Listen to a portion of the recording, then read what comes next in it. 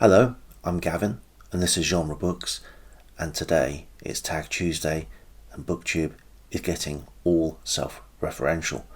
This is the Booktuber Name Tag, created by Aaron Read a Book, or Aaron Read a Book, we just don't know yet, and I was tagged kindly by Pat from Book Chat with Pat. There's a list of 10 Booktube channels and a question related to that name. The first is books I'm not reading. Name a book that has been on your TBR forever. Well, I'm going to name 2, and hopefully ones that I'm going to rectify within the next year or so. One of them I hope to rectify very soon, and that is The Natural. This is the summer of sport. I have been meaning to read this book, I think, since, well, probably coming up to 3 decades, so it's time I get round to it. I just had to understand what baseball was first, which I think I've just about got. The other book is more of a difficult proposition and is going to take some long-term reading to resolve. It's Remembrance of Things Past by Proust. Randy Ray, the literate Texan, put a call out on YouTube last night. He's reading this in 2025. I think I might join him. Prompt number 2, novel iDeea, a book with an interesting premise or novel plot device. Well, I've picked a book that I've not yet read, and that is Inferno by Larry Niven and Jerry Pournelle. And this is why. Inferno is quite literally a cakewalk through hell with a science fiction writer as Dante and Benito Mussolini as Virgil.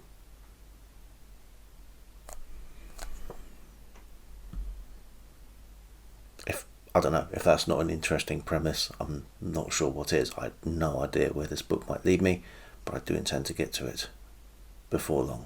Prompt number 3 is Revenant Reads, a book where someone has come back from the dead. Now, I thought about horror, science fiction, I thought about unlikely sequels where a hero or villain has obviously died and yet somehow miraculously returns for money. With Shake Timber coming up, I could have chosen Romeo and Juliet, which has a lot of confusion at the end about who's died and come back to life, and it does not end well. But what I've chosen is a book I read at the beginning of the year. It was the book that was the first random pick from the tote bag of Mild Peril, and that is The Princess Bride by William Goldman. Our hero, Wesley, has been effectively tortured to death.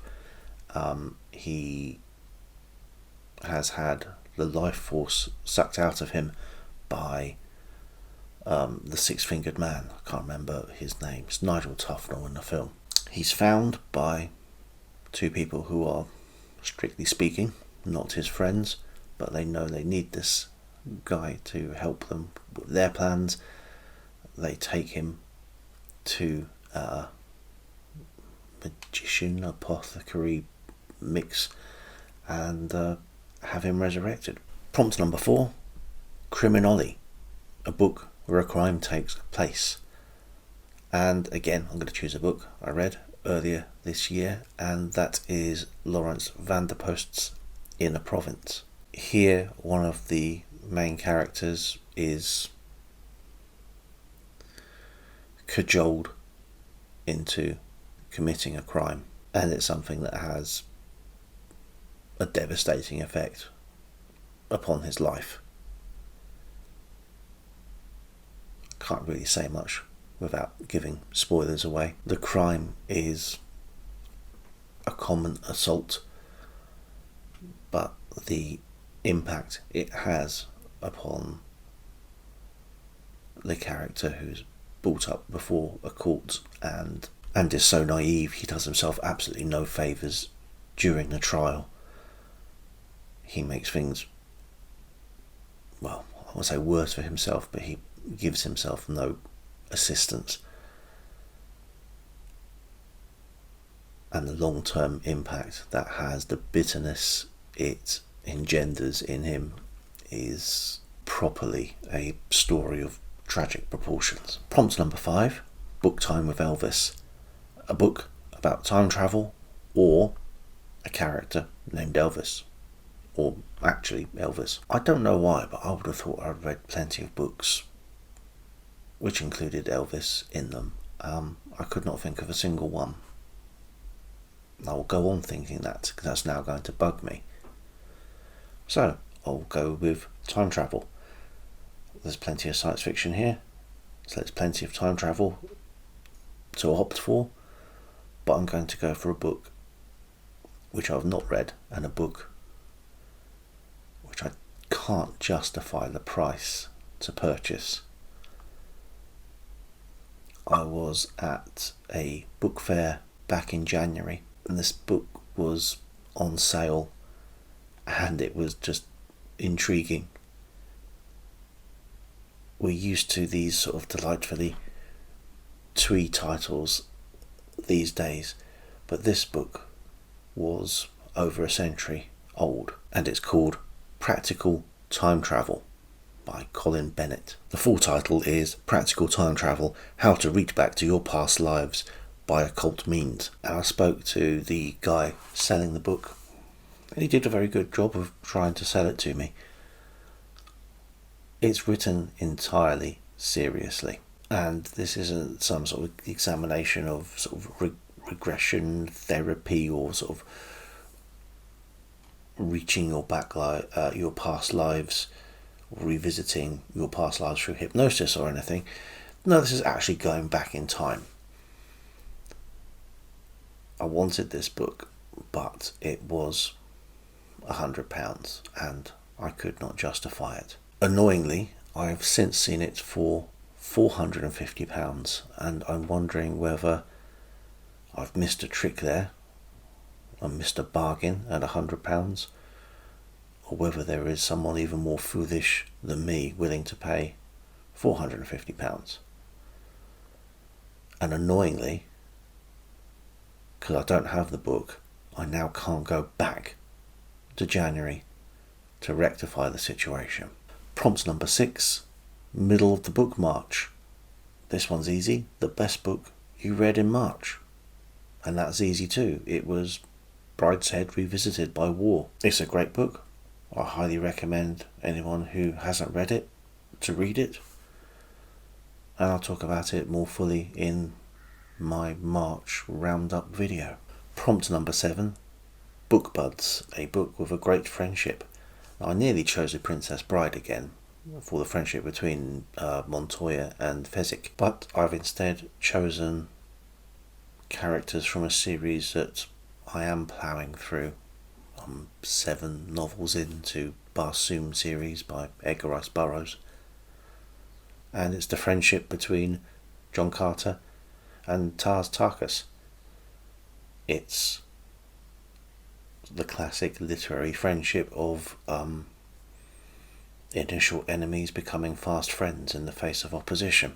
And it's a great friendship. These guys will take on literal armies of people fighting back to back. And although they share absolutely nothing in common, not even the planets they hail from, there is an absolute implicit trust there, which is great to see. Prompt number 8, Obscure Book Adventures, a book you love that no one talks about.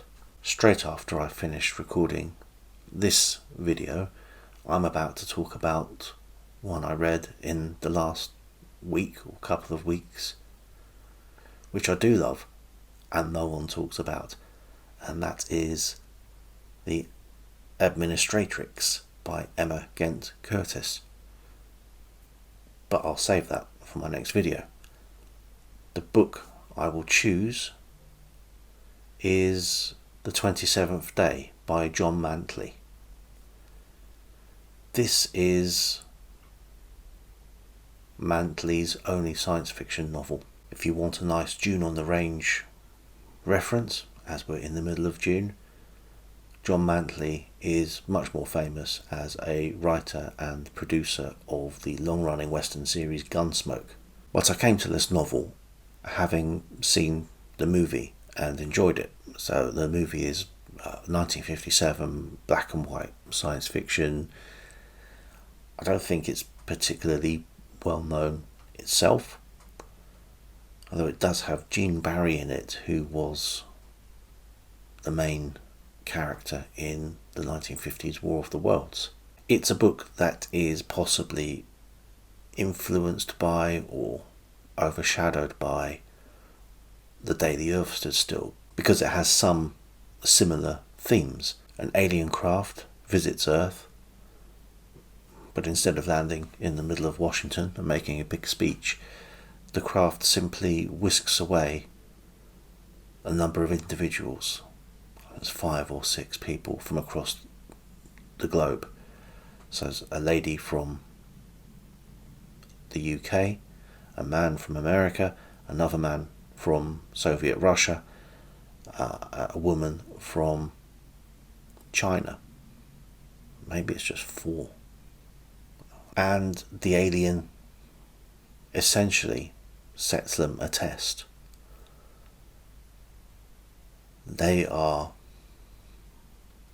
very advanced and so cultured that they're not going to stoop to destroying the human race, although they want to, but their ethics are not so highfalutin that they don't allow them to give us the methods of destroying ourselves. And he gives each of these individuals a capsule that, if they break the capsule and speak some coordinates, there's going to be global devastation. These weapons remain potent for 27 days, and on that 27th day become inert. But can these people, who are immediately put back onto the earth in their various countries, stop themselves from acting, or stop other people from trying to get them to use the capsules? This is made much more difficult given that shortly after they're put back on Earth, the aliens organise a worldwide broadcast and say, these particular individuals have these weapons. And that's the premise of the story. It's a great book. It's rarely mentioned. I can't understand why more people don't read it, and I can't understand why John Mantley didn't write any more science fiction, because it was really good. Prompt number 9. Savage reads a book with a monster or a beast or a human acting monstrously or beastly.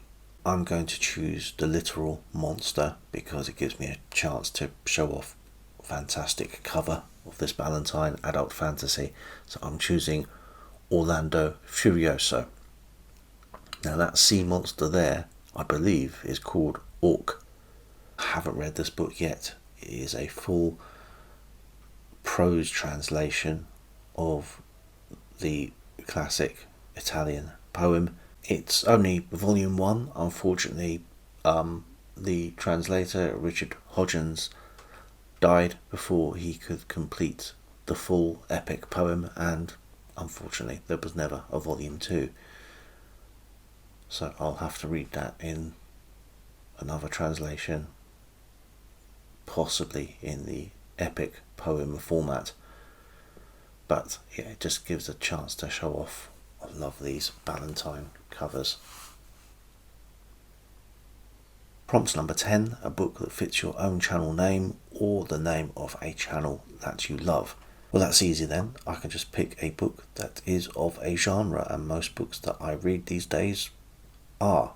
So I will just choose the book that I finished yesterday. It's in the Western genre, and that is The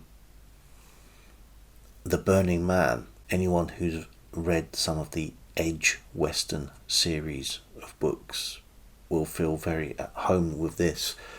It turns out it's written by Charles R. Pike, but that is a pseudonym for a number of different writers. And the man who started this series is also the man who uses the other pseudonym George G. Gilman and writes the Edge series. Now this is not written by that initial author, but there is some crossover, as halfway through this book Edge actually turns up to help our hero in a gunfight. It's nothing more than a brief, fun, hyper-violent western where our hero goes around killing loads of members of the KKK. It's slightly odd reading this book because, as you can see from the cover, I just imagined in my mind's eye that this was just Owen Wilson going around shooting people. But yeah, it's slight. I finished it literally in a day, and a day where I was doing quite a lot of other stuff. But yeah, that was fun. Prompt number 11, tag others. I will do below the line. So thank you to Pat for tagging me, and thank you to Aaron for creating the tag, and I will see you again soon.